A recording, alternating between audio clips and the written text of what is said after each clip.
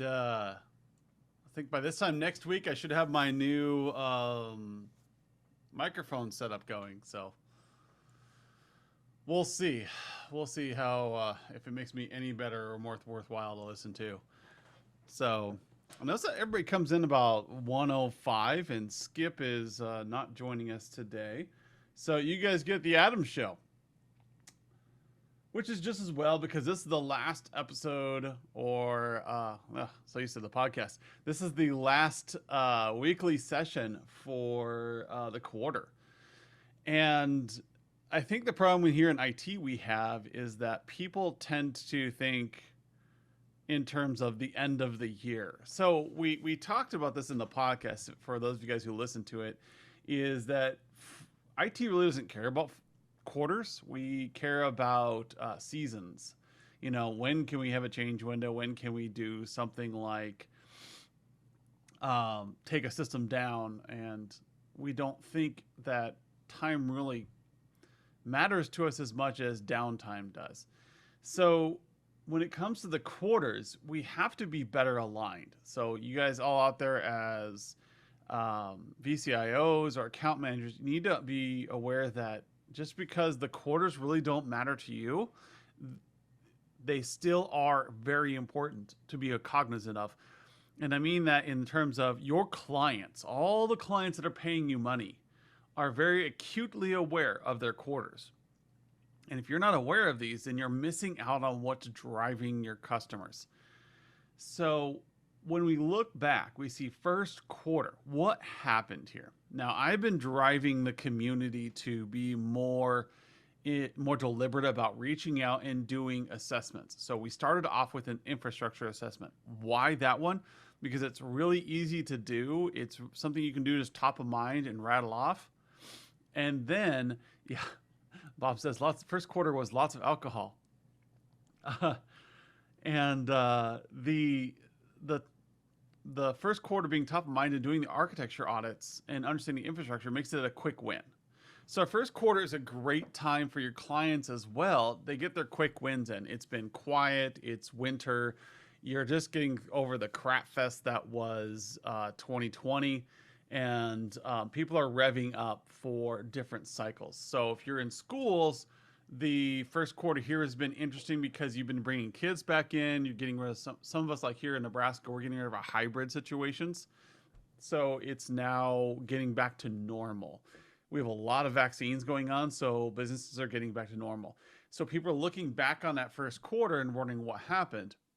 Well, if you've been following what we said in the HIT weekly meetings, like, you should have had your architecture audits completed. If you don't, you're behind already.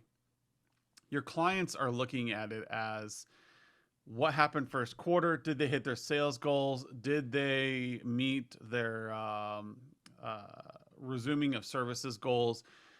They're checking right now. Did they meet their business goals just like you are? So when I say if you got all of your architecture audits done, you're like, yay, I'm on track for the year. And if the answer is no, then you're like, oh crap, I'm already behind. You already have only 9 months left of the year. You're 25% through 2021. What have you accomplished so far? Are you on a pace, or are you just building up debt for later? And so in IT, sometimes this is okay because we're building up debt for those change window periods when we have time to do this stuff. But when it comes to administrative activities like VCIOs and account management, that could be done anytime. That doesn't require a change window. So you should be able to maintain a cadence through your first quarter. And if you've done so, congratulations, good job, and we can move forward. If you're falling behind already, I suggest you take some time and get caught up. You should be having an architecture audit done on each of the clients that matter to you at like a or B or C level. This creating a baseline for them where you can get more cash out of them for projects. And this is really important because in second quarter, we are going to focus on how to service the assets that you audited in first quarter. Now it's okay if you're a little behind, that's fine, because you can still do the architecture audits while you're doing the service audits. You just have to do them at the same time. And then third quarter, we're going to come up and we're going to start talking about risk audits. Why are we talking about risk in third quarter? Because we need to line it up and get these things ready for cybersecurity month in October, I believe. And so if you have all your risk audits done, if you're following along with us, we're following the business cycle as well. A lot of businesses celebrate cybersecurity in that month. You'll see a lot of free material being published out and a lot of the industry pushing out cybersecurity by October. Well, if you have all your risk audits done by then, all your architecture audits and all your service audits done, you're going to be able to pitch really good projects in October that will empower your strategic reviews in fourth quarter so that you can start 2022 on a high note. Yes, we are preparing right now for 2022. Hear that clearly. The work you do in quarter one and quarter two will empower 2022. If you wait till the end of the year, you're going to be that guy or girl sitting there over Christmas trying to get these last minute reports done and trying to get these bids out the door. If you follow our cadence, you're already going to have this stuff done while all of your competitors are trying to get things done in the last month. So there is a business drive to our cadence we have. And we want to make sure that you're being empowered here and that you're following these quarterly goals so you don't get behind, so that we're setting you up for major success in the end of the year for cybersecurity month, for November when people are accepting bids and are looking at doing things like, oh, Skip is here. And so in November, when we're setting up bids for 2022, when we're trying to get those last quarter things done, you'll have plenty of time to do it, and they'll already be built for you if you have your audits done, if you're following our cadence. So, Skip, I was just telling everybody, we are preparing for quarter two with service audits, where we'll spend an entire quarter just talking about service audits, and that people need to get caught up with our architecture audits. Okay. Yeah, I know you were talking about me really, but anyway, that's okay. Oh yeah, we pivoted. You'll have to watch the recording after this. So there you go. Yeah. Got the evidence on this one. So that is the main focus of today, because we're wrapping up quarter one. I'm a broken record here. You still have to observe quarters, even though they may not directly pertain to you, because all of your clients are observing them. And it also is a great way to stay on track and check and make sure that you're not falling behind, creating more and more debt throughout the year. Well, here's a big element to this as well. And I see this with a lot of clients is whether they've done it in the past and have started not doing it, or you start a new process, some of this strategic thinking can be new or new-ish. All right. So when you're onboarding clients, maybe, or you're just trying to change the engagement and the relationship that you have with some existing clients, maybe somebody that's at risk, some of these processes are a little awkward starting them off. All right. Your clients are used to going, hey, calling up, hey, we need to schedule a meeting so we can talk about open tickets. Okay. Or, you guys, I looked and I pulled, and you guys have 3 invoices that are plus 45 days. We need to talk about that. So those are some of the normal, regular cadences and conversation topics that we have. And when you come out and go, hey, I want to have this strategic conversation about, are we offering the services that you guys need? 2 things happen in their brain. 1, they go, this is totally weird. What are you talking about? And 2, they go, what are you trying to sell me? Is this a new sales pitch? And so I will tell everyone, I wish I had, the magic words that you could, sprinkle into those sort of deals and make all that awkwardness go away. I don't. So if someone has those, let me know. Skip at virtualc.biz. I'd love to see what those are. But I do know, practically speaking, just getting that on the books, starting that process, having the business focused conversation is step 1. And then step 2 gets a lot easier. Step 3 gets even easier. And by the time you hit step 4, which in our cadence right now, we're coming around on Step four, would be Q1 of next year when we have an full on annual strategy session. We're really going to be in the groove and have the focus that we need for these. So, again, as Adam's mentioned, we'll probably just keep repeating all this stuff. You need to get these quarterlies, on the calendars and get them underway and get the focus on a strategic element. Last time it was infrastructure, not just about what you need to buy, but how are they using it today? We're focusing on services. Are they getting what they need to make their technology work right? Well, and there's a little bit more to it than just what are the right words to say. And that's like I was just talking to Bob earlier about this today. That's process. Are you so apprehensive about your job and people that you just don't know what to say around people in general? Um, no, I mean most of us have good interpersonal relationship skills, I mean, unless you're from Texas. Um, Okay, then. and so the thing is, it's about the relationship, and you've heard us say this over and over again. When you're doing these audits, you're getting to know your client. So it's not about how do I say the right words to sell Azure cloud services. No, that's the wrong question, people. The right thing is what does your client actually need? Not what do you want to sell. Get a hold of that dynamic and understand it in the core of your being, and you will start selling more than you can handle. Yep.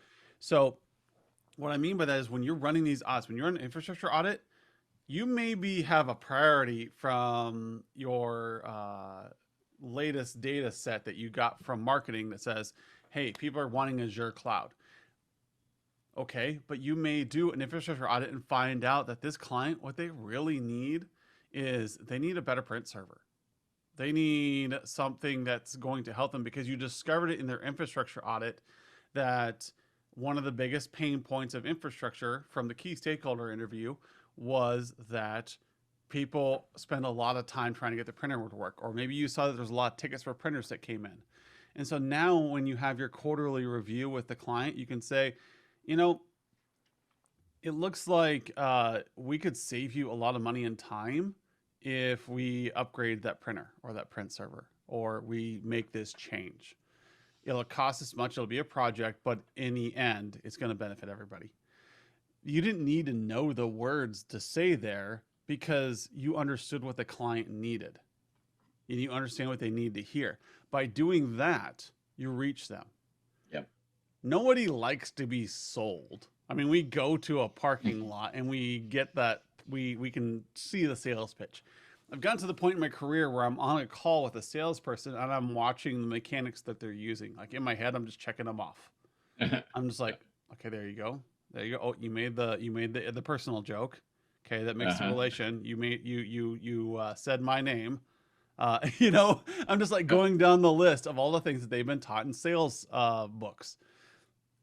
But what they need to do, and if you haven't seen my talk on buying a truck, it's they need to understand what I want as a customer and relate what they have to offer to that. And you got to do the same thing.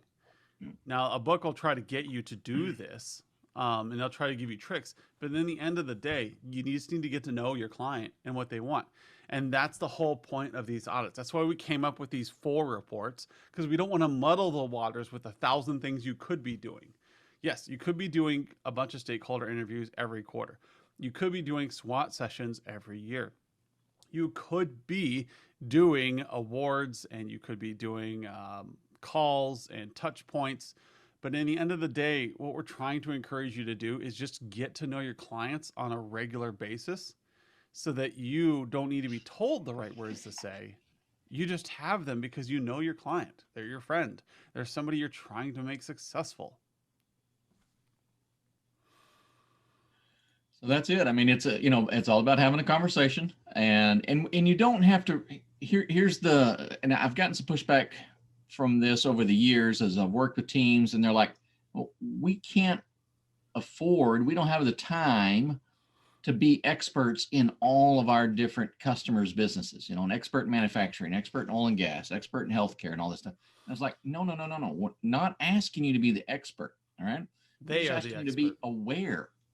All you have, your client is the expert in their industry. Leverage their expertise and just be aware of what's going on. And that's why we like the tool, because it provides these milestones that you run through, and so you don't have to have all of this mental stuff queued up. You hit the spot that goes, hey, oh, we're talking about your business. How's your business doing? We've got some stuff in here. This still applies to you guys. What are some focuses for this year? What was a lesson learned from last year? What just Yep. really simple stuff that helps you be aware of what's going on. What are their goals? What are their challenges? What's success gonna look like for those guys? You don't have to figure all those things out. You just need to be aware of them. Yep. So I bring up the analogy of my wife's a pharmacist. I can't even pronounce half the stuff she talks about. But I do understand the importance of what she does every day as a clinical pharmacist and helping the site take care of the mental health of veterans across the United States. I get that. I understand a lot of her pains and a lot of her struggles. And so when she talks about like issues that she has, I can say and make a recommendation every once in a while of like, hey, why don't you just get some noise canceling headphones? Really help you to focus in that open environment that you have now. Or why don't you look at it this way? And sometimes it's this management theory that I'm helping her with, but I have no idea. I could never counsel one of her patients. I could not do her job in a million years, even if I studied. It's not in me. But I can empathize with her by listening to her and understanding what her day is like. And that's your clients. Your clients are the experts. Let them be the experts. Right. Rely on them as experts and do your audits on your site and record pertinent information. That's the point of the Humanized IT program. And so that's why I like to close out. Oops. To close out this quarter here, I wanted to remind people of what the 4 reports are. If you do these 4 reports, you will generate money this year. It's that simple, because this is going to help you understand what your clients need, not because I have a magic sauce or Skip has a magic sauce. What we're teaching you here is how to be a better version of yourself, to get into the after high school special. We want you to be a better version of you. And we're doing this by just highlighting like, okay, at some point in this year, you need to look at your client's infrastructure. In that case, we have the HIT infrastructure audit. Where's it at? 2.0 isn't published yet? We haven't released it, maybe. Not on this one. Right. I released them on the new portal, which cool things coming. Anyways, so the infrastructure assessment. That's what you do. That's it. Nothing crazy. Then you need to learn how to service. At some point this year, you need to learn and make recommendations on what does the service look like for this client. Services assessment. And guess what? You're going to do this assessment again next year. Yep. Sometime during second quarter. Sometime during first quarter, you're going to reassess this. This gives you the chance to come up with new ideas and new projects to pitch to the client. Hey, maybe your client can't afford it this year. That's okay. Because next year it'll still be on the project list. And you can talk about it then. Maybe they had a really good 2021 and they'll be ready to buy into that project. Once you know what they have on site and how you're going to service what they have on site, you can then talk about what risks are facing them using, well, we renamed this one, the cybersecurity assessment. And there's a very much simplified version of this out there. And that'll be published soon. Yeah, that'll be the NIST cybersecurity overview. So takes slice and dice with the words there. So much higher level, be able to implement much quicker. But if you got a client that's going to need to go into the nitty gritty of the NIST, they will pair up. You could use one as an initial assessment and then go, oh, hey, and we're going to do a deep dive on this pillar within the NIST framework, and you could open up the detailed one and go down that rabbit hole should you need. So they do work together. Yep. So the idea here is now you're going to identify the risks that are facing the environment and what solutions you have to help them with. Maybe you partner with somebody and they provide solutions, or maybe you do it yourself. Either way, at least once a year, you're talking to these clients about their risks. And so you can get on the roadmap. You can talk to them next year, and as you continually update these three, you'll come up with better ideas. And finally, in fourth quarter, you need to go over strategy. And you're going to have these three are going to populate this last one. So there's only 4 reports, and we have renamed them the 2.0 so they all look really nice together. So don't worry about the rest of these audit reports. They're for specific use cases before. A lot of you who are using those already understand why we have those. But for most people, you only need these 4 reports and you will be successful. Run 1 report a quarter per the weekly guidelines, and I put it in those action items in the email. And then at the end, you will have a fully empowered QBR, strategic QBR, that you can use anytime. So these 3 audits are continually updating this one. So anytime you do a QBR, you could walk in, you could roll out of bed, walk over to your client, and do a QBR with 0 prep if you follow this cadence here. And that makes your fourth quarters go really smoothly. And they're going to be empowering because you're going to have the right context to talk to your clients about this. Your clients are going to be able to say, you're not going to have the right words to say. You're just going to know your clients so well, you know exactly what they need to hear. They need to hear about that printer problem and how you're going to solve it. They need to hear about the multi-factor and how it integrates with the systems to mitigate the risks that everybody else is getting in that sector. These are things that you can bring forward to them. They may not be interested in the cloud right now because of the type of business they do. Or maybe they really are and you can hit hard on that. But at least you can get the projects on the table each quarter and make recommendations while servicing their needs and servicing the contract. So that's why this is so simple. 4 reports, 4 quarters, rinse and repeat, follow this cadence every year. We will update the reports for you. We will keep them relevant. We'll keep the data and the right questions in place. All you have to do is run them. You're looking at 20 minutes per audit and you're done. Unless it's a brand new client, then it'll take longer because you actually have to go to site and actually see what they have, or run your network audit utility, or interview people about what their history was. And as you get comfortable with this, you can add on the frills. You can add on something cool like more in-depth stakeholder interviews or a very big SWOT exercise to really kick off a major project. You can do those, but for now, just do the audits. That's it. And then starting next week, we will be hitting hard on how to use the IT services assessment. That will be what all second quarter is. And now, you guys, you may want to wrap in a sales staff on this, because the service audit has the potential to be used in a pre-sales engagement. Now, it needs to be a well-qualified lead because there is a time, an appreciable time commitment. But so much of what we walk through in that is a great development on, hey, is your technology being used like it needs to be to run your business? Okay, that's the focus of the services solution. But you can also position that as a pre-sales tool that is very exhaustive, I would say, and can really dive in and expose gaps perhaps in your competitor's solution if you're trying to win a client over, or showcase something that you guys do really well. We can bring that out in the services audit. Yeah, I want everybody just to understand that this is not a huge time commitment. You can put a lot of time into these though.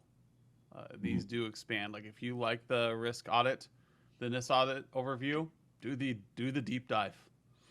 You could spend probably 8 to 12 hours on that deep dive. It's intense. Or at least, yeah. And the point is just to get something done each quarter with your clients so that you can sell. If you do that, you're going to come out way ahead. We proved that time and again. Ask other HIT members. They will swear up and down this works. And so, with that, that's about all I have to say for the end of the quarter. Other than, I think we're going to start a new thing with the podcast. So, for those of you who want in on this, let me know. I'll slot you in. I think we're going to do. I can't figure out the title for it yet, but for the podcast, once a month, we're going to go. We're going to either do Fridays with IT guys or drinks with IT. Something along those lines. Bob Moore's already in.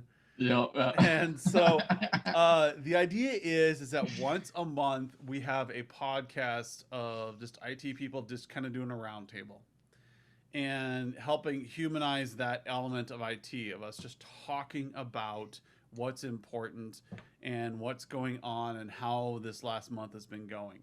Remember that the Humanized IT podcast is there for you guys for marketing collateral.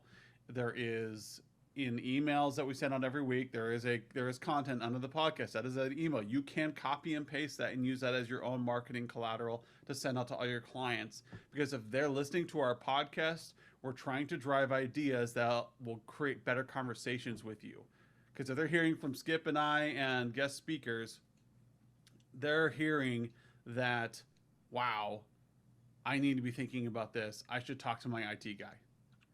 And so I will plan on, like, the season 2 of the podcast will be coming out soon.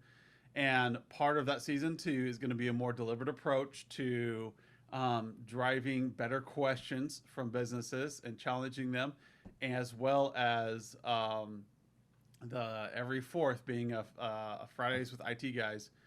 And if you want in on that, send me an email, send Skip an email. We'll get you on the calendar. We'll probably only do 4 per session, 3 to 4 per session. Anything else, Skip? No, that sounds good.